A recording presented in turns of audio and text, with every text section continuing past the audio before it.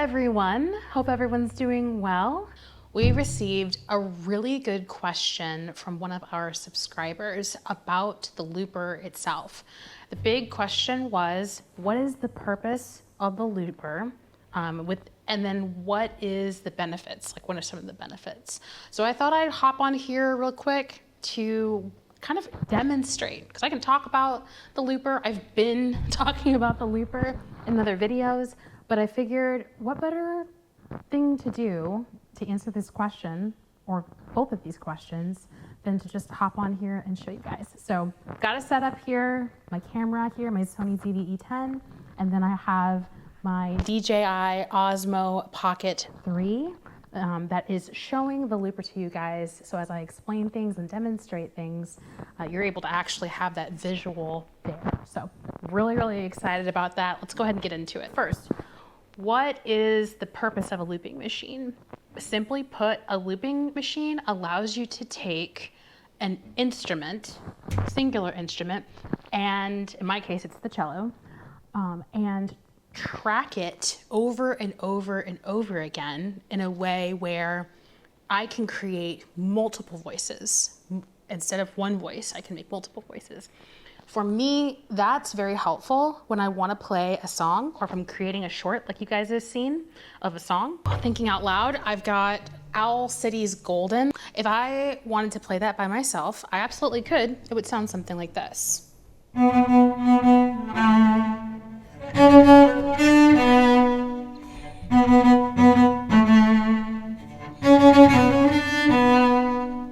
That sounds pretty good, right? Well, sounds good, but there's a lot of harmonies and things missing. So instead of doing that, I can use my looper to lay tracks under it. So I'll go ahead and show you that, how I do it.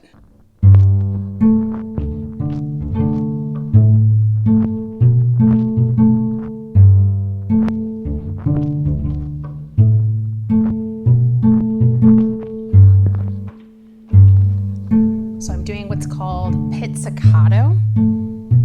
That's plucking of the string. So as you can see, that's going on loop.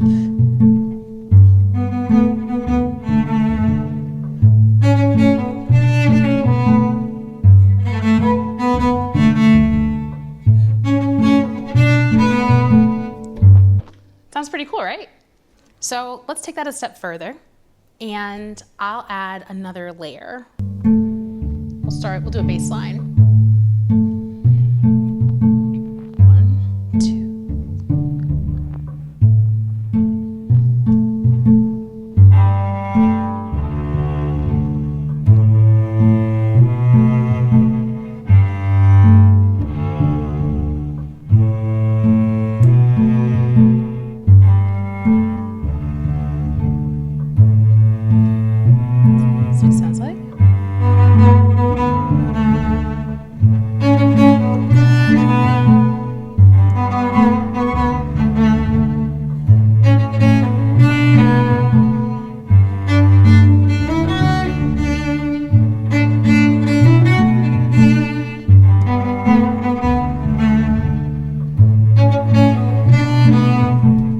Even fuller now, sounds really, really pretty. I can even take it up another layer if I want to. In this case, I'm gonna make it a little bit more jivey, add a little bit of rhythm to it.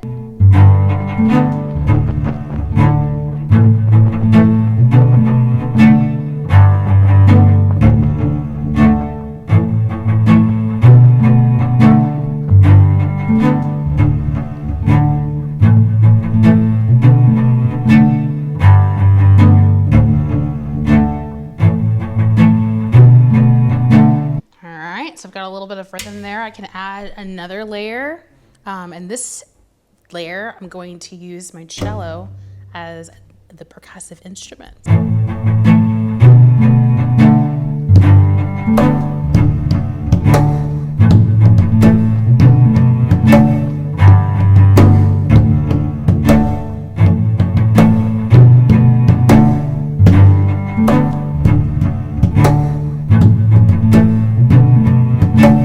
Here's what it would sound like. Here's what gold would sound like with all of this together.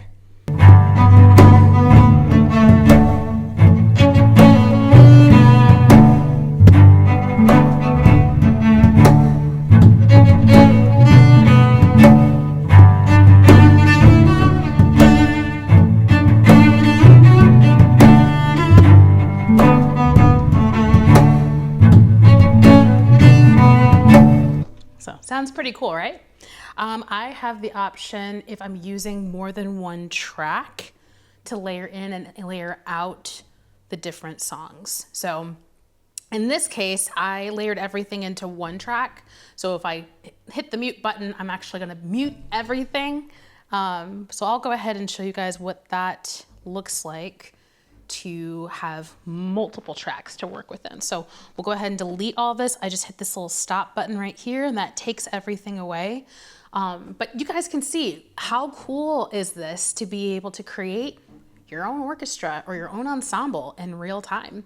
That's something that really what drew me to the looper to begin with, is just being able to play and bring to life the different ideas that I have in my head. And instead of having to like call in other people to play with me, I can actually do this myself. Side note, it's really fun to play with other people. Yeah, it's just a really fun machine. It's a really fun thing to be able to play around with. So yeah, I would say the purpose of the looper, as you can see, really is about being able to add dimension and to your sound.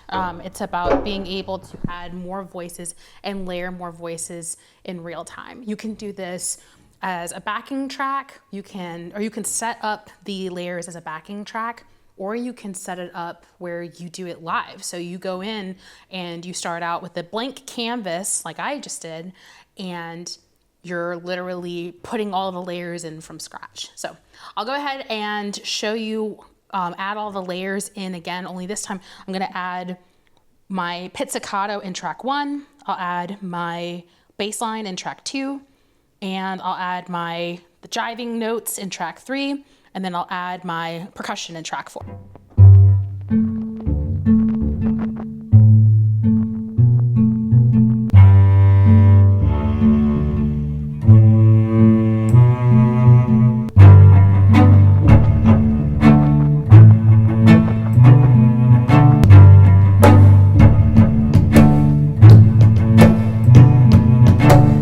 And sometimes I like to layer in a little bit more. I'll take my fingernails.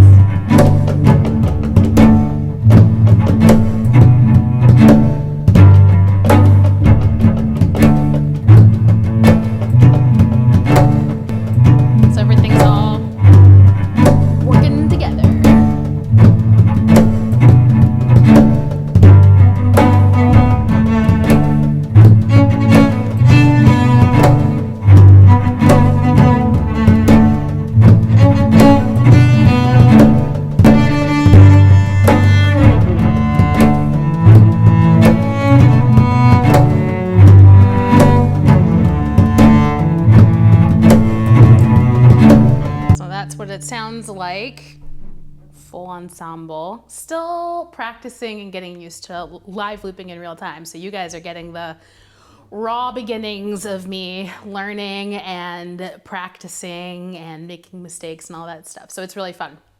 All right, I'll show you guys really quickly what it looks like to add and take layers away. So if I go to my mode right here and I click track 4 and track 3, that mutes them. If I hit the play button, I'm only going to hear the pizzicato and the bass line together. So that's really fun, because if I'm playing around and I want to add or take away layers, it really does like add a line or direction to the song. It kind of creates the cool opportunity for you to do different dynamics. So I am starting out with pizzicato. So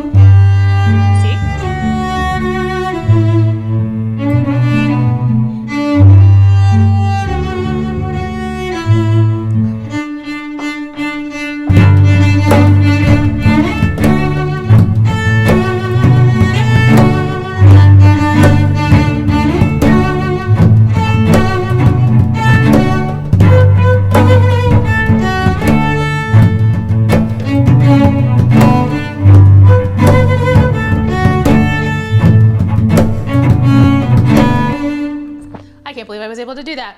But you saw me do a couple of different things in this section, or just a couple seconds ago.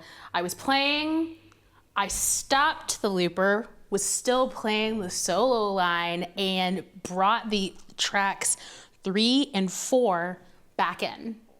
It's kind of cool. I can't tell you how many times it took me to get that, but something that I learned from Caleb Yang. He's the person that I continue to shout out. He is the goat of cello looping. I'm learning all the things from him. He is amazing. But that is, that's something that I've learned. It's something that I'm continuing to practice. I love being able, again, to take covers of my favorite songs, to be able to try these different approaches or techniques to things. Like, dude, how cool is it? Your cello is also your percussion. That's one less instrument that I have to buy. I'm so excited about that. And even just being innovative and using my fingernails. I've even seen some cool techniques where you're kind of flicking the bridge or hitting the bridge as well. And those are some things that I've learned from Caleb, and then I've also watched some other YouTube videos too, and it's just really, really, really cool. So yeah, really, really fun stuff. So but that's really, when we think about the purpose of the looper, it really is just about being able to layer in different tracks, layering them in, layering them out, to be able to create a big song, a big, beautiful orchestral work is how I look at it. There's different settings on the looper that allow you to do different things. So in terms of like how you structure your loop. So for me, a lot of the reels that you have seen have been me pre-recording the reels and then setting blocks or layers of tracks. So there's like a block A, block B, block C, and then I use the looper pedal to transition to those different parts of the song. And the idea is being able to have control of the song as I'm playing, to where I can go back to whatever section I want to at whatever time. So that makes it really, really fun. Again, you get to become really creative as you're experimenting with this. So that's song mode. Band mode is really similar. With band mode, you can have a track that runs through all of the sections, and then everything else within each track is different. I'll probably show you guys that in a later video, but I hope that this was helpful. My dear subscriber, her name is Sharon. She's super awesome. Thank you, Sharon, for asking such a great question. I think you also asked another question, like, what is the benefit? So again, being able to play by myself is probably one of the biggest benefits. But I would also say that playing the looper has really challenged me in my musicianship. And this was something that, again, that I learned in my looping lessons with Caleb, was you can, as you're playing with yourself, you're really challenging your sense and understanding of rhythm, of intonation and tone, all of those things, because it's all it's all being recorded back. And so if you're not in tune with whatever track that you laid previously, there's nobody else you can blame. That's you. That's you, baby. It really does help you become a better musician. I think it also helps you to have develop a clear sense of a storyline. So when you're playing music, I know for me, whenever I play solo cello, playing solo cello and mapping out the storyline, you have to be really cognizant of like where you want to take people in terms of the chord progressions and in terms of the melody. How are you expressive in a way where people feel like the next section was different?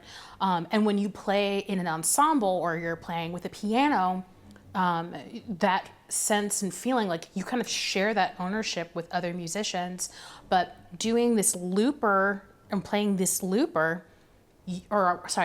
when working and using a looper, you're responsible for the direction of the whole song. And so it does require a little bit of thinking and processing in real time, but it's such a privilege. It's such a fun thing to be able to do.